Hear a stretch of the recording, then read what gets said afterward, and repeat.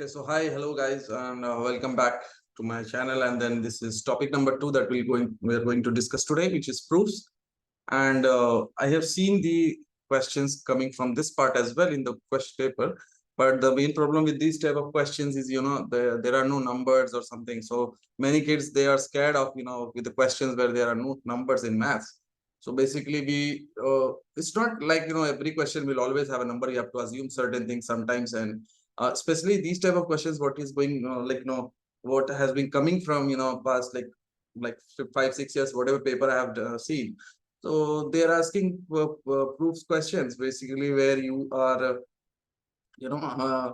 they need to prove, they want you to prove things, and mostly they are like giving some things, and they're asking you to prove about, whether it's a multiple of 2, 4, 6, 8, or any number, or, and then they're always talking about odd numbers or even numbers. These kind of stuffs are there. Generally, I'm talking about.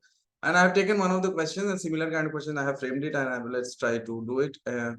By and how we do it is important. So basically, if there is odd number or even number to be assumed in this type of questions, you always assume the odd numbers as 2n plus 1.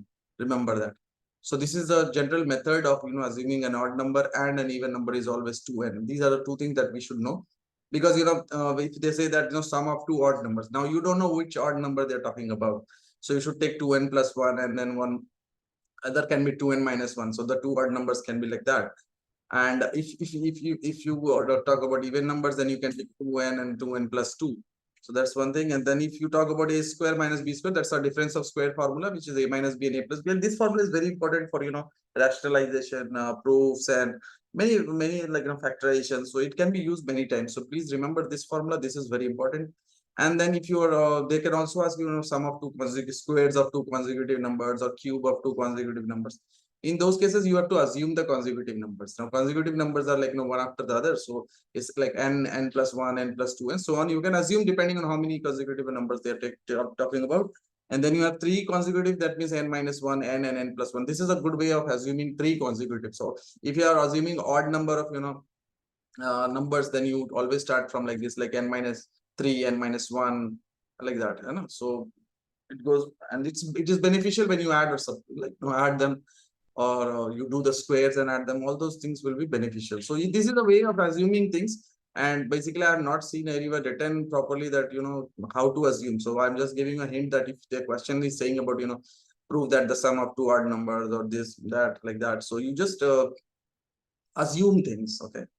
Now in this question, let's say they have already given what has to be sorted out, so it's easy for us. So you have to prove that the square of this thing minus the square of this thing is always a multiple of 30. Now, a multiple of 30 means what? At the end, we should get something which has a 30 as a factor.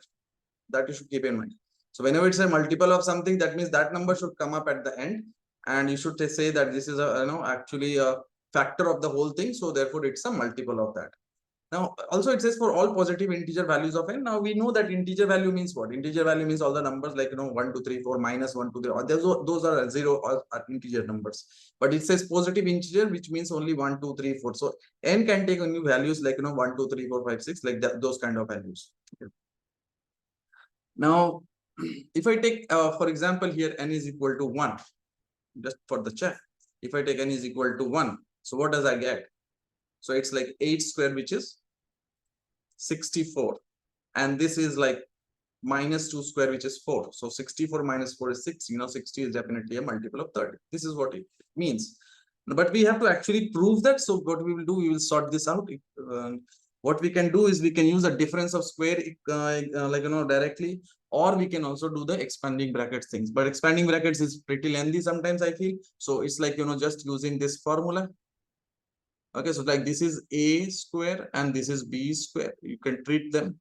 So the whole part inside the bracket is treated as a. So 3n plus 5.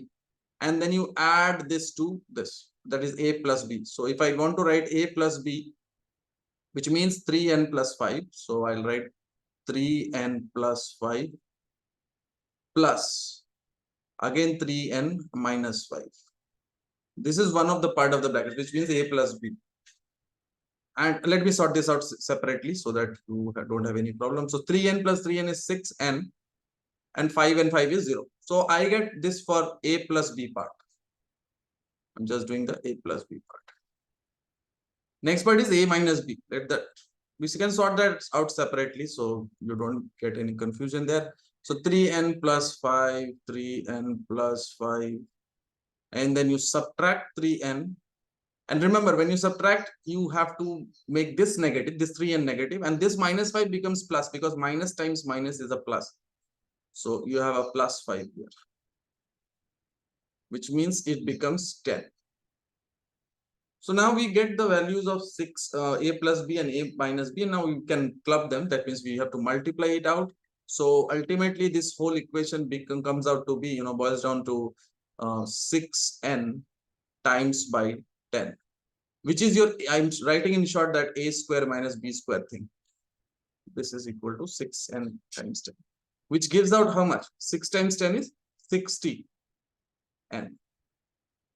Now 60 is definitely a factor of multiple of 30, or you can say 30 is a factor of 60. So we can write this as 30, and then you can write bracket 2n, which means that this whole thing is a multiple of 30. 30 times something.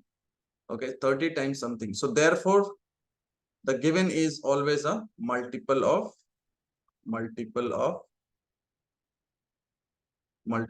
30. This is how we do it. So it's not a big deal to sort these type of questions. So what you have to actually do is assume things. If you're not assuming it's already given, then it's already easy. Then you expand brackets, or you just use the difference of square. I feel difference of square is the easy thing, because if you start expanding the brackets, you can see that a lot of steps will come up. So I personally feel you go with a square minus b square, and then you write the formula also, you will get good marks for that. You can also write the formula for extra marks if you want. And then at the end you get 30 times 2n, which means it is a multiple of 30. This is how we prove it. And all the proof questions, you have to assume odd numbers, even numbers. Please remember that the difference is square formula. These three things and consecutive numbers also. So these are the ways they will be asking questions, and you have to just form an equation, sort them. That's all. Okay, thank you so much. See you then. Okay, hope so you understand this. And if you have any doubts, please email me to this email ID, and then I'll try to revert back. Thank you so much. Take care. Bye.